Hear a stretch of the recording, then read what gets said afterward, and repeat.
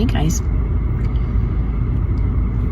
So I was thinking about change. You all say, oh yeah, change is great, change is wonderful. We all need to change. That's what we're here to do, right? Is to move forward and to work through things. Constant change, right? But I think that a lot of times we think that there's going to be that point where the change is done and then you get to live that happily ever after bullshit. You know what? I hate to break it to you. There's no happily ever after.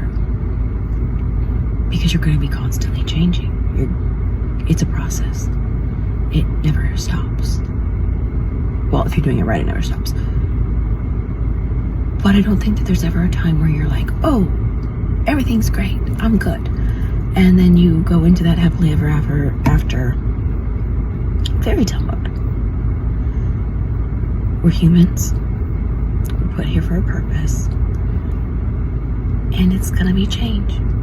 Constantly. If you're doing the work, it's constantly changing. There's always some new thing that's coming up that you need to work through, or a challenge in yourself, or